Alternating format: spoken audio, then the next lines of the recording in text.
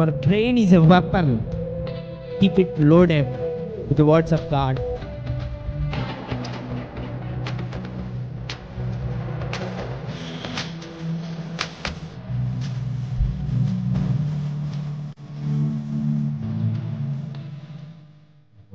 మోకరించినట్టయితే మనం ప్రార్థన చేసుకుందాం.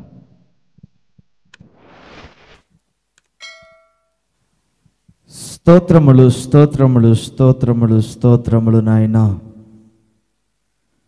నిత్యుడగు దేవా, సమాధానకర్త, మా యొక్క విశ్వాసమును కాపాడుతున్న దేవా, మా యొక్క నిరీక్షణను నిలబెడుతున్న దేవా, నీకు వందనములు.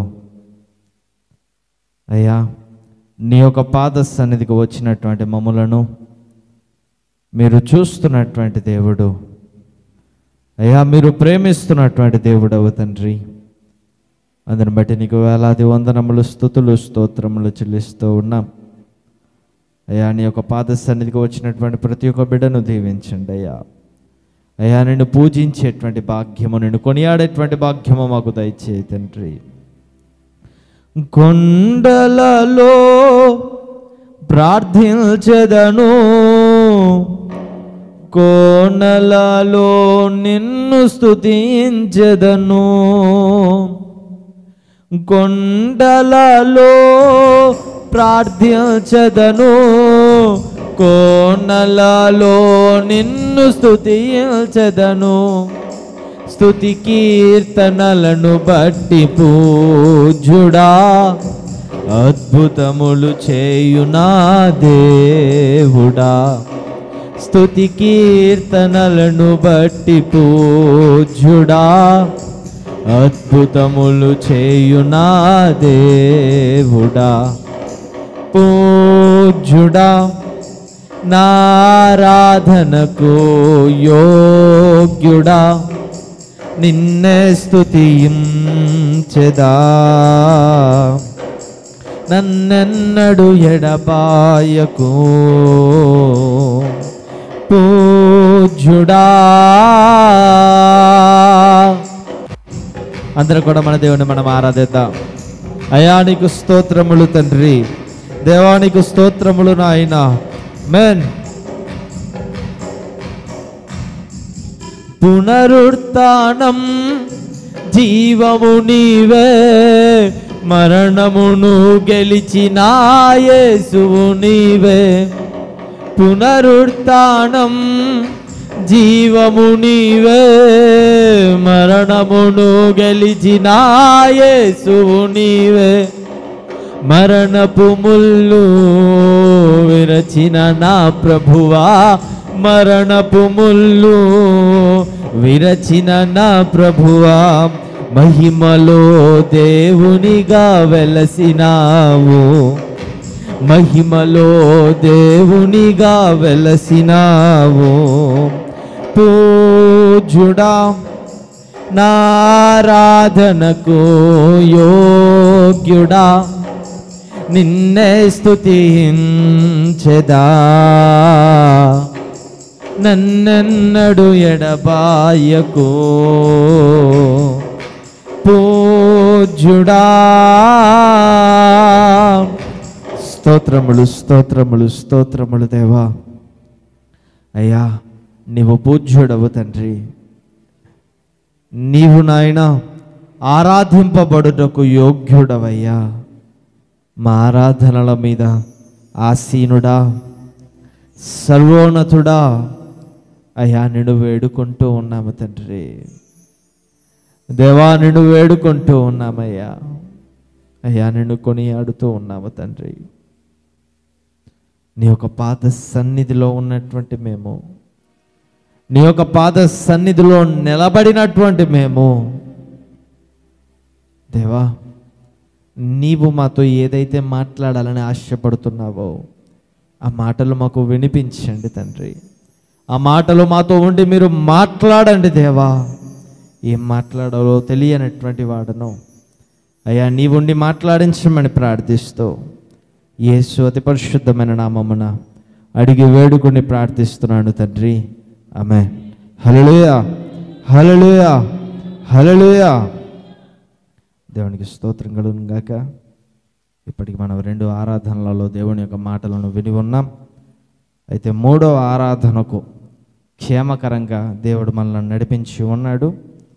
ఈ యొక్క 3వ ఆరాధనలో మనము దేవుణ్ణి ఆరాధిద్దాం. దేవునికి స్తోత్రం, హల్లెలూయా. అయితే ఒకసారి బైబిల్ గ్రంథం ఉన్నటువంటి వారు మత్తయి సువార్త 21వ అధ్యాయం 22వ వచనం అందరికీ తెలిసినటువంటిదేనండి. మత్తయి సువార్త 21వ అధ్యాయం 22వ వచనం, మరియు మీరు ప్రార్థన చేయునప్పుడు వేటిని అడుగుదురో అది దొరికినవని నమ్మిన ఎడల మీరు వాటినన్నిటినీ పొందుదురని మీతో చెప్పాను. దేవునికి స్తోత్రం కలుగును గాక. ఇక్కడ వాక్యం ఏమని సెలవిస్తుందండి? మీరు వేటినైతే అడుగుదురో అవి దొరికినవని ఎప్పుడు నమ్మమంటుంది? ప్రార్థన చేసినప్పుడు. అంటే ఎలా అడిగినప్పుడు అండి? ప్రార్థన చేసి అడిగినప్పుడు మీకు ఏదైతే దొరుకుతుందో, మీరు ఏదైతే అడుగుతారో అది మీకు దొరికినదని నమ్మండి. హల్లెలూయా.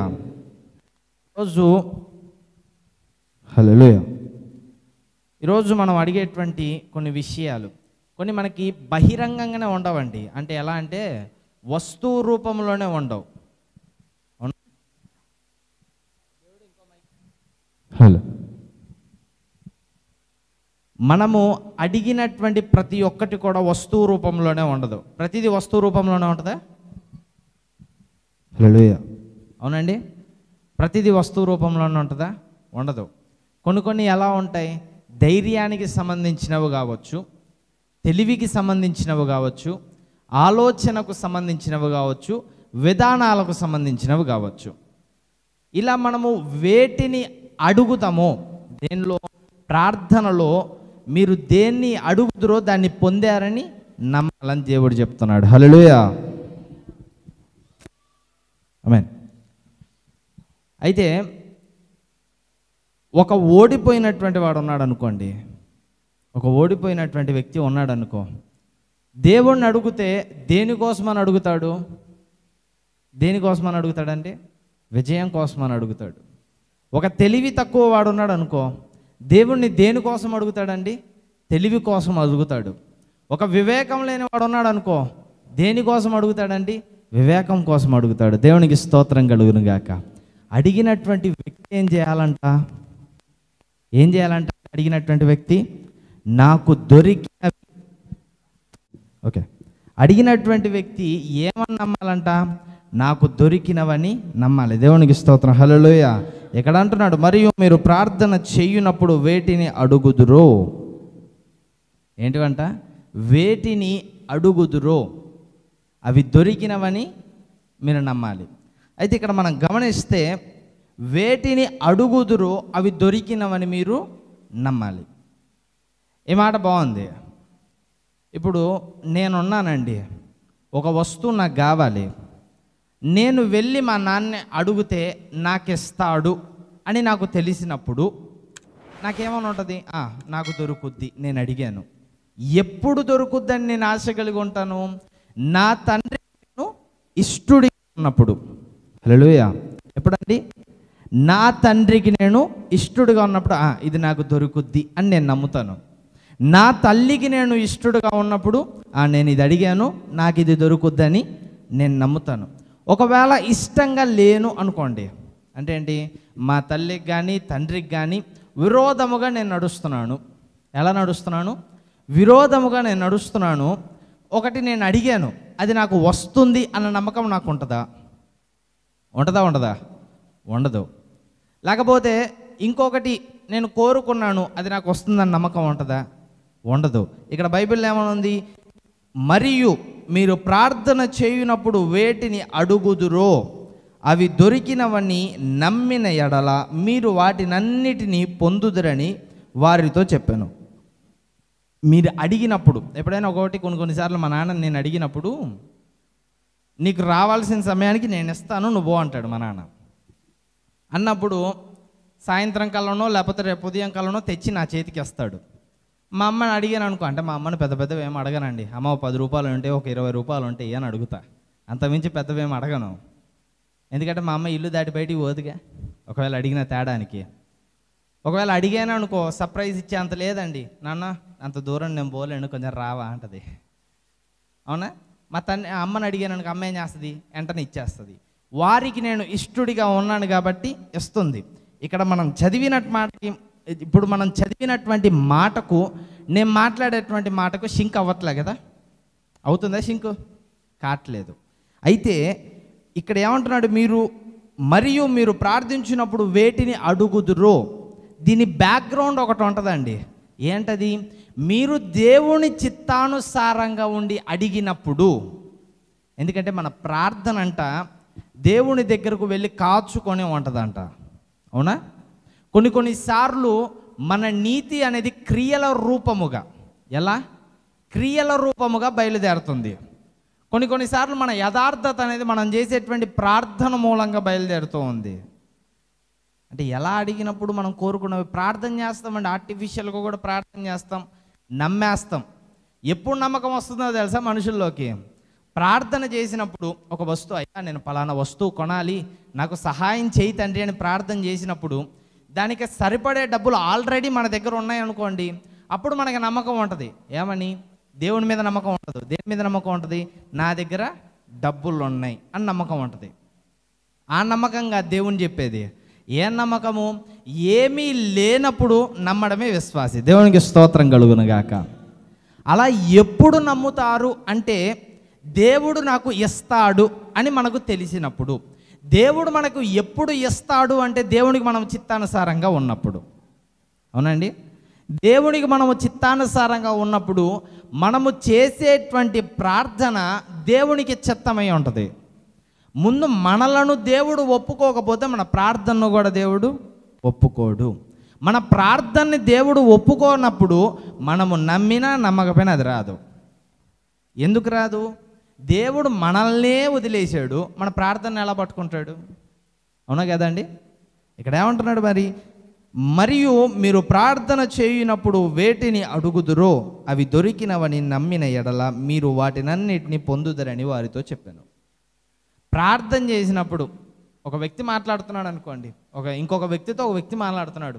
అరే అబ్బాయి, నువ్వు ప్రార్థన చేసినప్పుడు నమ్ము, ఇదంతా కాదు. ప్రార్థన చేసావు, ఏం కావాలి నీకు? సార్ కాలు ఇరిగింది సార్. ప్రార్థన చేయి, కాలు కట్టుకుంటుందని ప్రార్థన చేయపో అని కనుక అన్నాడు అనుకో, ఈయనకేమన్నా ఉంటుందో తెలుసా అండి? విశ్వాసులకి ఒకటి గుర్తుపెట్టుకోండి, విశ్వాసికి ఏమన్నా ఉంటుందంటే, మీరు ప్రార్థన చేస్తే తగ్గుతుందని నమ్మకం. ఎవరు ప్రార్థన చేస్తే తగ్గుతుందని నమ్మకం అంట?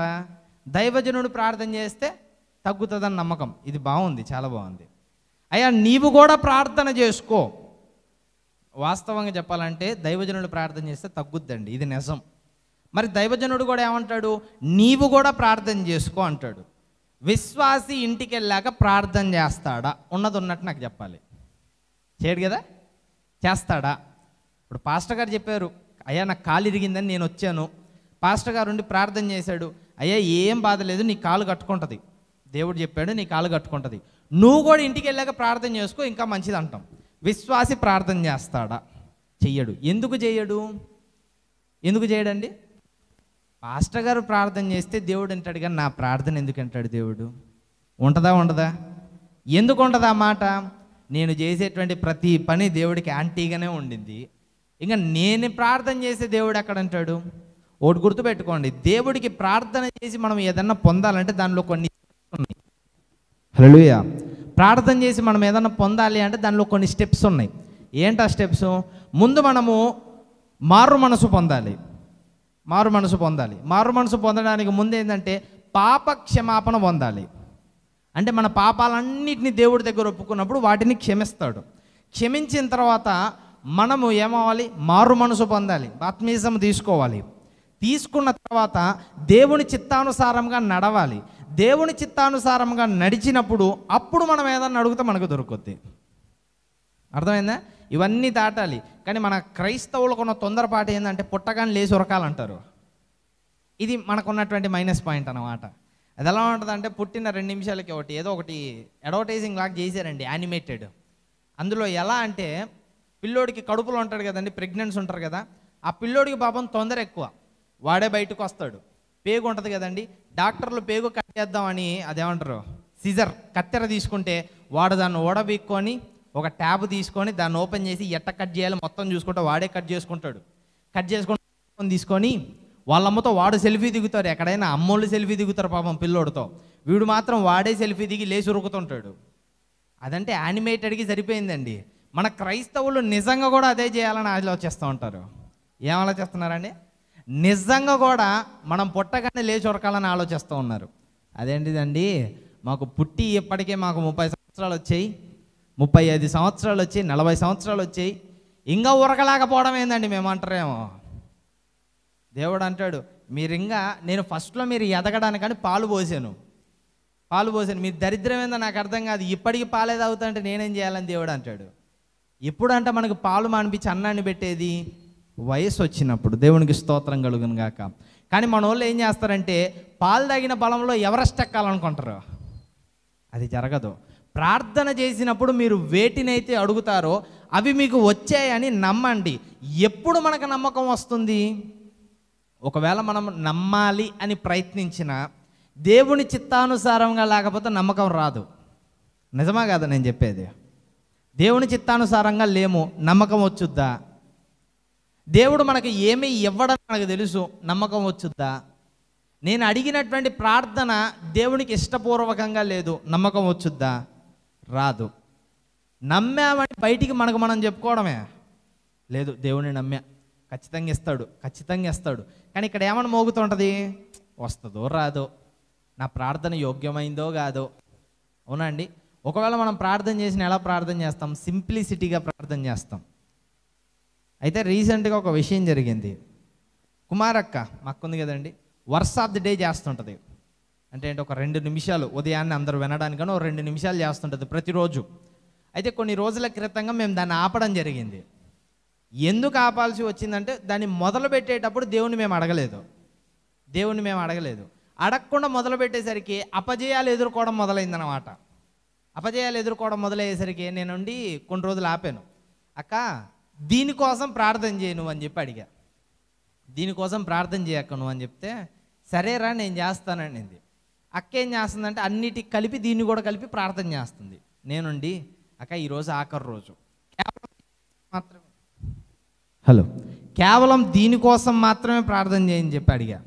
అయితే మా అక్క చేసిన ప్రార్థన నాకు విచిత్రం అనిపించిందండి. ఎలా అంటే నేను చాలాసార్లు ప్రయత్నిస్తుంటాను అనమాట, కొంచెం దేవుడికి ఇంపుగా నేను ప్రార్థన చేయగలగాలి అని ప్రయత్నిస్తూ ఉంటాను, నా చేత కావట్లేదు. అయితే కుమారక్కుండి నేను మాట్లాడినప్పుడు అక్క ప్రార్థన చేసావా? చేశానురా. ఎలా చేసావు, ఏమని చేసావు అని నేను అడిగితే అక్క ఒక మాట అనిందండి, భలే వచ్చింది నాకు అది. అయ్యా నేను గొడ్రాలు నీకు ప్రార్థన చేస్తుంది చూడు, అలా అడుగుతున్నాను తండ్రి నిన్ను, దేనికోసము? ఒక కుమారుణ్ణి దయచేయి నాకు, ఈ 2 నిమిషాలు నేను నీలో గడిపేదాన్ని ఆశీర్వదించు. అంటే ఏంటి? ఒక కుమారుణ్ణి దయచేయి. నేను గర్భం దాల్చి ఉన్నాను. ఏమని గర్భం దాల్చి ఉన్నాను?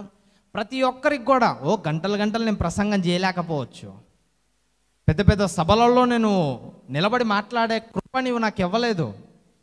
కానీ నేనేమని అడుగుతున్నాను? ఒక్క 2 నిమిషాలైనా నీ సన్నిధిలో నేను 2 నిమిషాలకి తగిన మాటలు చెప్పడానికి నువ్వు నాకు ఆశీర్వదించని చెప్పి అడిగాను రా అని చెప్పిందండి. నాకు ఆ మాట వినగానే అరే నేను ఇలా ప్రార్థన చేయలేకపోయానే. ఎలా అంటే ఆ మాట ఎలా ఉంటుంది? నిజంగా గొడ్రాలా కాదు, 2 పిల్లలు ఉన్నారు. కానీ ప్రార్థన ఎలా చేసింది? ఏమి గర్భం దాల్చి ఉంది? అది ఆత్మీయ గర్భం అండి. నేను సువార్త ప్రకటించాలి, ఒక 2 నిమిషాలు నేను సువార్త ప్రకటించాలి. అయితే ఆ ప్రార్థన అయిపోయిన తర్వాత దేవుడు ఇచ్చినటువంటి సమాధానం అండి, ఏమని ఇచ్చాడో తెలుసా? ఉదయం మనం చదువుకున్నాం కదా, బంగారము వెండి ఇత్తడి నీ దగ్గర ఉన్నాయి, నువ్వు పనికి పూనుకో, దేవునికి స్తోత్రం కలుగునుగాక. ఎప్పుడు వేస్తాడండి దేవుడు? మనము ఆయన చిత్తానుసారముగా అడిగినప్పుడు. అంతేగాని ఎలా పడితే అలా ప్రార్థన చేసేసి మనకు మనమే సమాధానం వచ్చేసింది, ఇంకా వెళ్ళిపోయి మనం కార్యం చేసేసుకుందాం, ఇంకా వెళ్ళిపోయి మనం మొదలు పెట్టుకుందాం, ప్రార్థన చేసాం కదా అంటే కుదరదు. సమాధానము దేవుని దగ్గర నుంచి రావాలి. దేవునికి స్తోత్రం కలుగును గాక. మీకు ఒక విషయం తెలుసా? నేను ఇక్కడికి వచ్చి మాట్లాడతాను, వాస్తవమైన ఒక మాట చెప్పాలి అంటే ప్రతిసారి కూడా నా వాక్యము మీ యొక్క హృదయాలను తగలదండి, అన్నిసార్లు తగలదు. ఎందుకంటే వాస్తవంగా చెప్తున్నా. ఎందుకు తగలదు అంటే కొన్నిసార్లు దేవుడు లేకుండా వాక్యం వస్తుంటుంది, అది చాలా బాధ కలిగిస్తుంది. ఆ రోజు నా చుట్టుపక్కల ఉన్నటువంటి వాళ్ళకి తెలుస్తుంది నేను ఎంత బాధపడతానో. ఆత్మీయమైనటువంటి వాక్యం రాని రోజు నేను మనిషిలా ఉండలేనండి.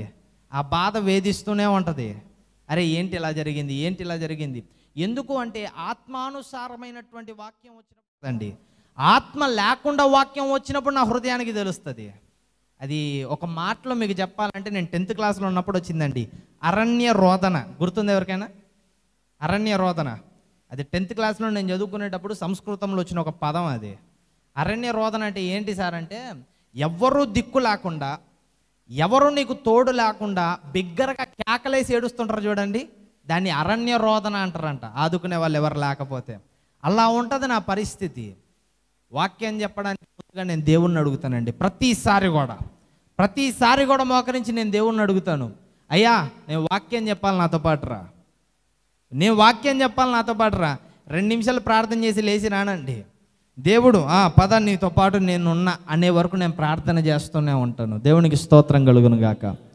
ఎందుకంటే అయ్యో సమయం అయిపోతుందే, సమయం ఇంకా లేదే, త్వరగా పోదాం, ప్రార్థన చేయకపోతే ఏమి అని కనుక నేను వచ్చి ఇక్కడ నిలబడ్డాను అనుకో, విన్నటువంటి మీరు అందరూ ఏమంటారండి, ఏదో చెప్పారులే వాక్యం, ఏదో ఒక కాలం అట్లా గడిచిపోయింది అంతే ఉంటుంది. కానీ అబ్బా ఈ మాట నా జీవితాన్ని మార్చిందే, ఈ మాట నా జీవితాన్ని ముందుకు తీసుకెళ్ళింది అని వస్తుంది ఎవరికైనా? రాదు. ఎందుకంటే రాదు. మాట్లాడింది ఒక మనిషి మేబీ మోటివేట్ చేయగలడేమో, ఉద్రేకం పుట్టించగలడేమో. అవునా? హిట్లర్ తెలుసా అండి? హిట్లర్ ఆయన ఏమంటారు దాన్ని, వరల్డ్ వార్కే మనోడు మూలమయ్యాడు అన్నమాట. ఆయన చెప్పేటువంటి మాటలంట మనుషుల్లో క్రోధమును అంట. ఆయన చెప్పేటువంటి మాటలు, ఎవరు? హిట్లర్ చెప్పేటువంటి మాటలు ఏం చేస్తాయంటే మనిషిని ఉద్రేకం, ఇంకా ఏం లేదు, ఒక గన్ను చేతికిస్తే చచ్చిపోయినా పర్లేదు, సత్యం ముందైనా 100 మందిని చంపిసేస్తా అనేటువంటి ధైర్యాన్ని పుట్టిస్తాయంట మాటలు. అది మా టీచర్ చెప్తున్నప్పుడు నేను అనుకున్నా, రే ఎలా చెప్పగలుగుతారు ఇన్ని మాటలు, ఎలా వస్తాయి మాటలు అని అనుకునేవాన్నండి. దేవుడు కొంతమంది కొన్ని కృపలు ఇస్తాడంట. హల్లెలూయా. ఆ కృపను కొంతమంది దైవ చిత్తానుసారముగా వాడుకునే వాళ్ళు కొంతమంది ఉంటారు, లోక చిత్తానుసారముగా వాడుకునే వాళ్ళు కొంతమంది ఉంటారు. అయ్యా ఇప్పుడు మీరు అన్నారు కదా, దేవుడు లేకపోతే నేనేమీ మాట్లాడలేను, ఉత్త మాటలు మాత్రమే వస్తాయని మీరు అన్నారు కదా, మరి వాళ్ళకి ఎలా వస్తున్నాయి దేవుడు లేకుండా అని మీరు నన్ను అడుగుతారేమో. ఒక మాట చెప్తానండి, నేను ఇప్పుడు దేవునిలోనే ఉన్నా, దెయ్యం నా దగ్గర రావడానికి అవకాశం లేదు. ఎందుకని? దేవుని యొక్క కంచె నా చుట్టూరు ఉంది. అవునా లేదా? ఉందా లేదా? ఆయన కృప నన్ను విడిచిపోలేదు. అయితే నేను అడగనందుకు దేవుడు నేను అడగలేదుగా, అయ్యా నాతో ఉండి మాట్లాడని నేను అడగలేదుగా. ఒకవేళ అడిగినప్పుడు దేవుడు కొన్ని గైడెన్స్ ఇస్తాడండి. ఆ గైడెన్స్ని పాటించకపోయినా దెబ్బ పడుతుంది. మరి వాళ్ళకి ఎలా అంటారా? దేవుడు వాళ్ళ జీవితాల్లో ఉండడు, దెయ్యం వాళ్ళ జీవితాల్లో ఉంటుంది. దెయ్యం కూడా మాట్లాడించగలుగుతుంది. దేవునికి స్తోత్రం. దెయ్యం కూడా ఏం చేయగలదండి? మాట్లాడించగలదు.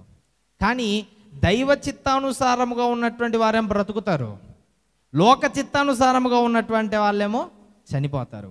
ఈరోజు మనం ప్రార్థన చేసి ఏదైనా మనకు కావాలి అంటే మన ప్రార్థన, అయ్యా అలాంటి మాటలు మాకు రావయ్యా, మాకు ఎంతవరకు వచ్చినా ప్రభువా తండ్రి సహాయం చేయి అనే మాటలు మాత్రమే వస్తాయి, అంతకు మించి మాకు మాటలు రావు అంటారు కదా. బైబిల్లో ఉన్నటువంటి మాటలు, మన యొక్క పూర్వీకులు రాసినటువంటి మాటలు ఎలా ఉంటాయంటే ఎంతగా ఉంటాయండి. బాధ వచ్చినప్పుడు వారు మాట్లాడేటువంటి మాటలు, కష్టం వచ్చినప్పుడు వారు మాట్లాడేటువంటి మాటలు, ఆనందం వచ్చినప్పుడు వాళ్ళు దేవుడితో మాట్లాడేటువంటి మాటలు ఎంతగా ఉంటాయి.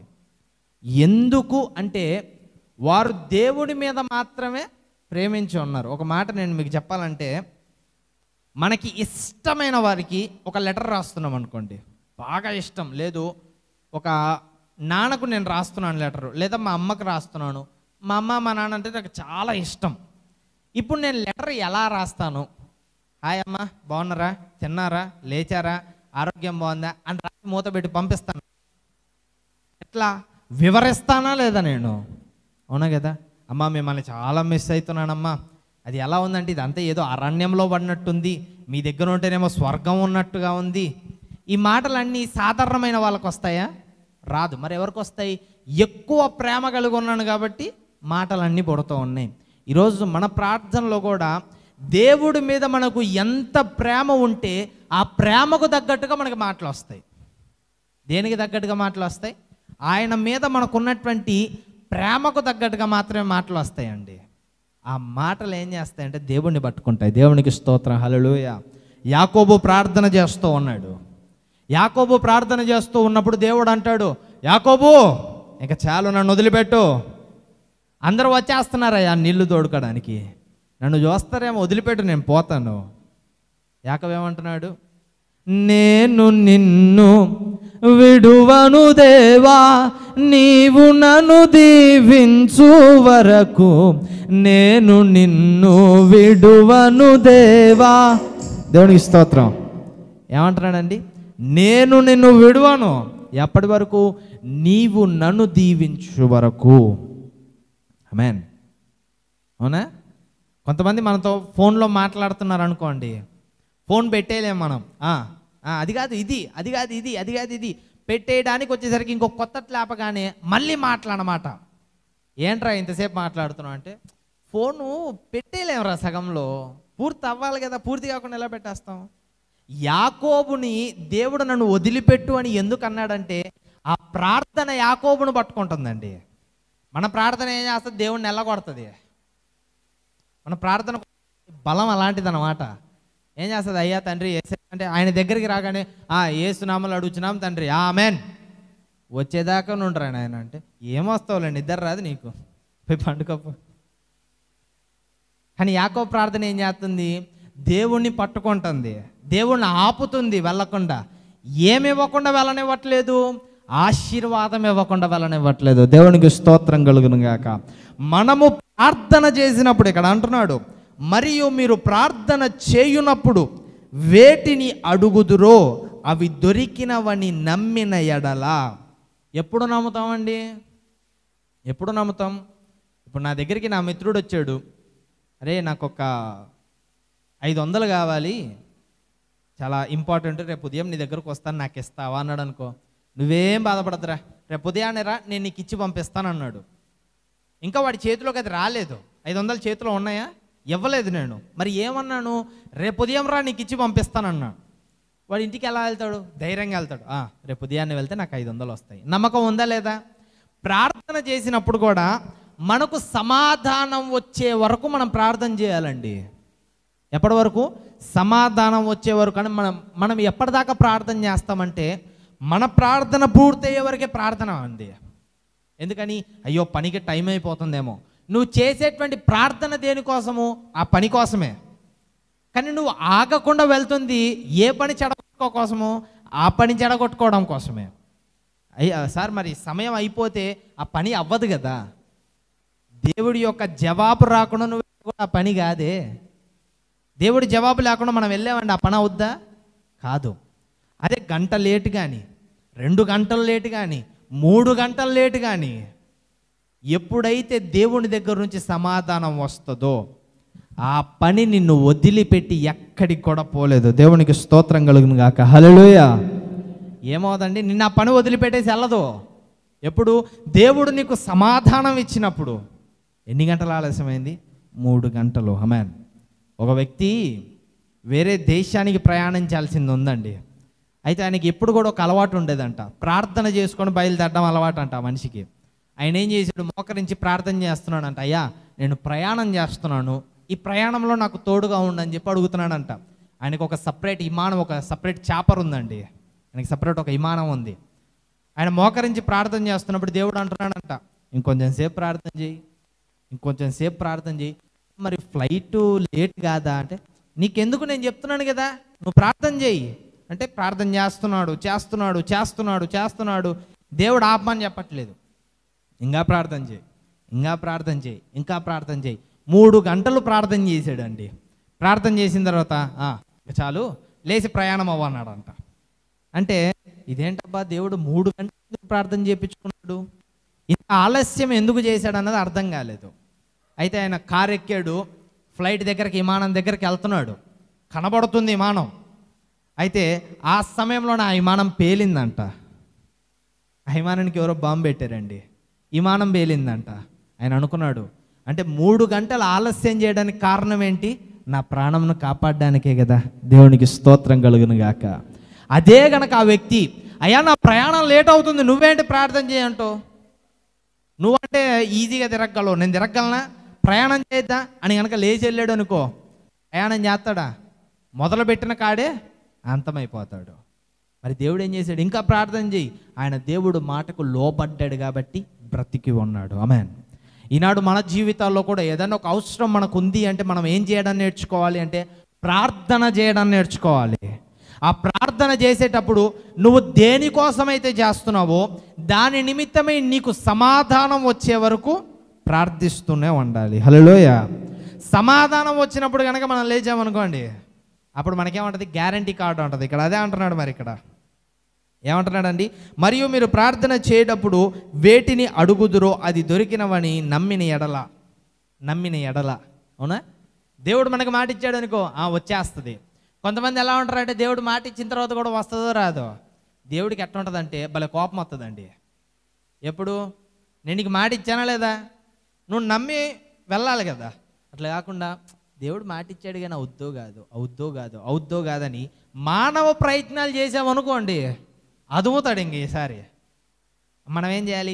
దేవుడు మాట ఇచ్చినప్పుడు నమ్మడం మాత్రమే మన బాధ్యత. దేవునికి స్తోత్రం కలుగును గాక. వాక్యము చెప్పేటువంటి నా బాధ్యత ఏందండి? వచ్చి ఇక్కడ నిలబడ్డం మాత్రమే. నేను దేనికోసమైతే ఏదైతే నేను వాక్యాన్ని ప్రకటించాలో ఆ టాపిక్ నాకు చెప్తాడండి దేవుడు. దాని నుంచి ఏ వర్సులు తీసుకోవాలో అది నాకు చెప్తాడండి దేవుడు. చెప్పేసి ఏమంటాడు? ప్రిపేర్ అవ్వాల్సిన అవసరం కూడా లేదు, వచ్చి నిలబడు చాలు. దేవునికి స్తోత్రం కలుగును గాక. మాట్లాడువాడును నేను. ఆమేన్. నేను దరిదాపు 5-6 రెఫరెన్సులు తీసుకుంటానండి, కానీ దేవుడు ఏం చేస్తాడో తెలుసా? ఒక్క రెఫరెన్స్ దగ్గరనే మొత్తం తిప్పుతాడు దేవుడు. ఎక్కడ? ఒక్క రెఫరెన్స్ దగ్గరనే. దేవుడు లేడనుకోండి 100 రెఫరెన్సులు తీసుకుంటా, 100 రెఫరెన్సులు చదువుతా, టైం చూసుకుంటా, 10 నిమిషాలు అయింటుంది. అరే ఇంకా వాక్యం కాలేదే, ఇంకా చదివడానికి రెఫరెన్సులు కూడా లేవు అక్కడ. మానవుని యొక్క జ్ఞానం అలా ఉంటుందండి. దేవుడు లేకుండా పనికి పూనుకుంటే అలా ఉంటుంది మానవుడి తిప్పలో. అదే దేవుడు ఉంటే ఎలా ఉంటుందండి? నువ్వు నిలబడ్డ దగ్గరికి, నీ కాళ్ళ దగ్గరికి సమస్తాన్ని దేవుడు తీసుకొని వస్తాడు. దేవునికి స్తోత్రం కలుగును గాక. హల్లెలూయా. కాబట్టి ప్రియమైనటువంటి దేవుని బిడ్డలారా, మనం ముఖ్యంగా చేయాల్సినటువంటి పని ఏంటి అంటే, ముఖ్యంగా మనం దేవుని చిత్తానుసారముగా ఉండాలి.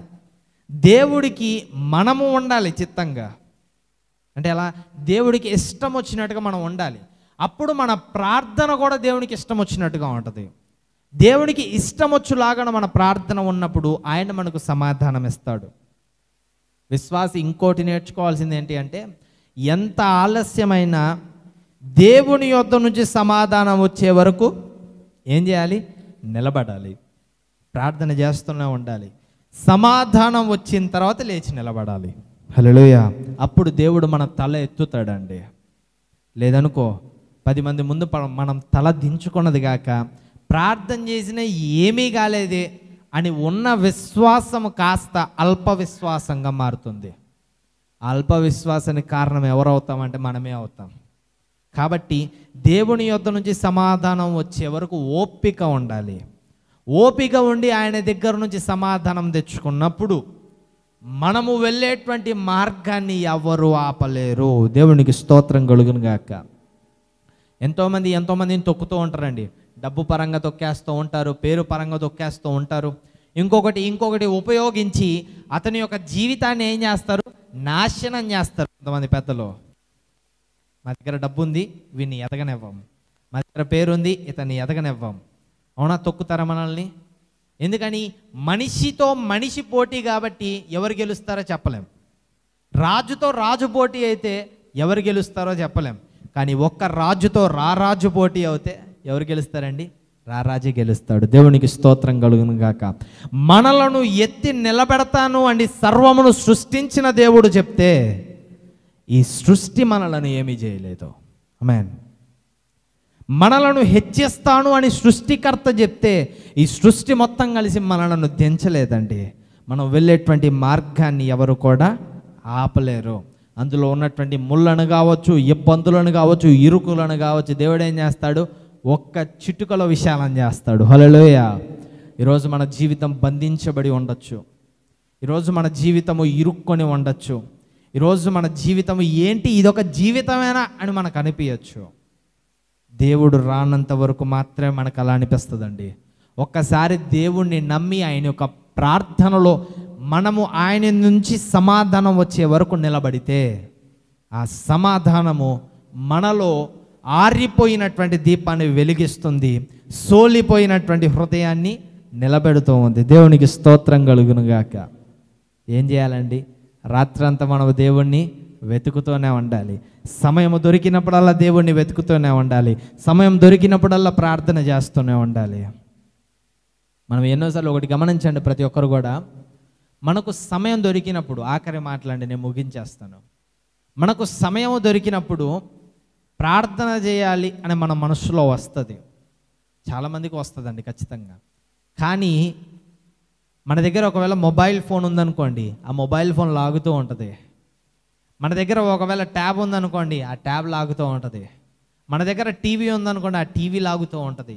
మన దగ్గర ఇంకేదైనా గేమ్ ఆడుకునే వస్తువు ఉందనుకోండి, ఆ గేమ్ ఆడదాం రా అని అది పిలుస్తూ ఉంటుంది. మనకి ఏదైనా పని ఉందనుకోండి, ఆ పని పిలుస్తూనే ఉంటుంది. సమయం ఉన్నప్పుడు కూడా దేవుని మనం ఆరాధించలేని స్థితిలో ఉన్నాం.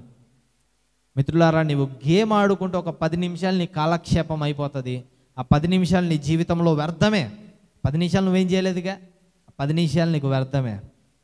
లేదు, ఒక గంట టీవీ చూసావనుకో, నీ జీవితంలో నుంచి ఒక గంట తగ్గిపోయినట్టే.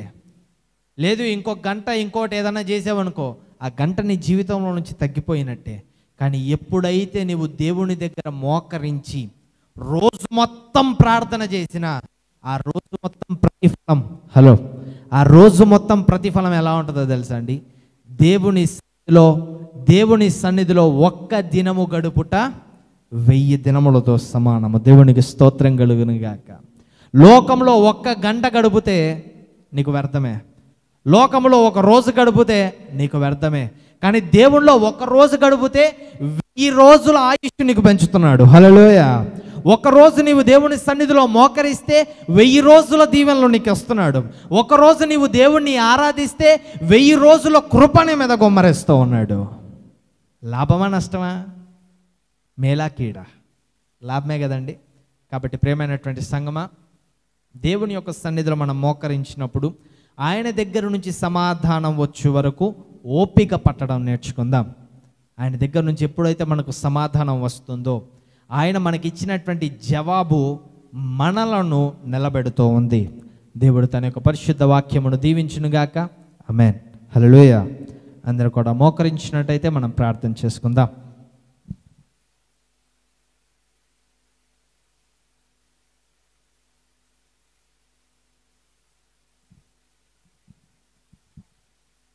హల్లెలూయా. స్తోత్రములు స్తోత్రములు స్తోత్రములు స్తోత్రములు తండ్రి. క్రీస్తునందు ప్రియమైన సంగమా, ఈరోజు వేదనతో ఈ మందిరములోకి అడుగు పెట్టినటువంటి నీవు దేవుణ్ణి అడుగు. ఈరోజు బాధలతో అడుగు పెట్టినటువంటి నీవు దేవుణ్ణి ప్రార్థన చేయి. ఈరోజు వింత ఆలోచనలతో అడుగుపెట్టిన నీవు దేవుణ్ణి అడుగు. ఈరోజు నీకు తీరని శ్రమలతో కూడి ఉన్నటువంటి నీవు దేవుణ్ణి అడుగు. నీ వేదన దేవుడు చూస్తూ ఉన్నాడు. నా వేదన చూడు తండ్రి అని నువ్వు దేవుణ్ణి అడుగు. నీవు పిలుస్తే నీకు ఉత్తరం ఇచ్చేటువంటి వాడు నీ దేవుడు. నీవు అడుగుతే నీకు సమాధానం ఇచ్చేటువంటి వాడు మన దేవుడు. దేవా నీకు స్తోత్రములు తండ్రి. స్తోత్రములు స్తోత్రములు స్తోత్రములు స్తోత్రములు స్తోత్రములు దేవా. నా వేదనను ఎరిగిన దేవా, నా ఆలోచనలను ఎరిగిన దేవా, నాకు ఉత్తరం ఇచ్చినందుకు నీకు స్తోత్రములు తండ్రి. నాకు సమాధానము దయచేసినందుకు నీకు స్తోత్రములు. నాకు నెమ్మది కలుగజేసినందుకు నీకు స్తోత్రములు. అయ్యా, నీవు లేకపోతే నేను ఈరోజు ఇక్కడ నిలబడలేను. నీవు లేకపోతే ఈరోజు నేను ఇక్కడ కూర్చోలేను. నీవు లేకపోతే ఈరోజు నేను ఇక్కడ ఆరాధించలేను. ఎంతో మంది అన్యుల వలె నేను కూడా కాలక్రమములో కలిసిపోవలసిన వాడినే. నేను కూడా నాయనా 6 అడుగుల గుంతలోకి వెళ్ళవలసిన వాడనే. కానీ అయ్యా, నీ చేతులు చాపి నీ రెక్కలను పైకెత్తి నాకు అండగా నిలబడినందుకు నీకు స్తోత్రములు. అయ్యా నీ యొక్క హస్తము క్రింద నన్ను దాచినందుకు నీకు స్తోత్రములు తండ్రి. ఆకలితో ఉన్నటువంటి నా యొక్క ఆత్మను నీ యొక్క ఆత్మీయ ఆహారముతో తృప్తిపరచుచున్నందుకు నీకు స్తోత్రములు. దాహము గడిన నా ఆత్మను నీ యొక్క జీవజలముతో నింపినందుకు నీకు స్తోత్రములు. అయ్యా నీ సన్నిధిని విడువక, నీ ప్రేమను మరువక, నీ ఆత్మీయతలో నుంచి తొలగిపోక, నీ యొక్క సన్నిధిలో నిత్యము నాటబడిన మొక్క వలె, పెరిగినటువంటి చెట్టు వలె, అనుభవం పెరిగినటువంటి నాయన మ్రాణు వలె నిలబడుటకు నీ కృపని దయచేయమని ప్రార్థిస్తూ తండ్రి, కూడి వచ్చినటువంటి బిడ్డలందరినీ నన్ను నీ సిలువ చాటున మరుగుపరుచుకున్నందుకు నీకు స్తోత్రములు చెల్లిస్తూ యేసు అతి పరిశుద్ధమైన నామమున అడిగి వేడుకొని ప్రార్థిస్తున్నాను తండ్రి. ఆమేన్, ఆమేన్. తండ్రి అయిన దేవుని ప్రేమ, ప్రభువు అయిన యేసు క్రీస్తు కృప, పరిశుద్ధాత్మ దేవుని అన్యోన్య సహవాసం ఇప్పుడును ఎల్లప్పుడును కూడి ఉన్నటువంటి మనందరికీ, రాలేకపోయినటువంటి మన యొక్క హోరేబు టెంపుల్ కుటుంబమునకును నిండుగా మెండుగా ఎల్లప్పుడూ తోడై ఉండునుగాక. ఆమేన్. హల్లెలూయా, హల్లెలూయా, హల్లెలూయా.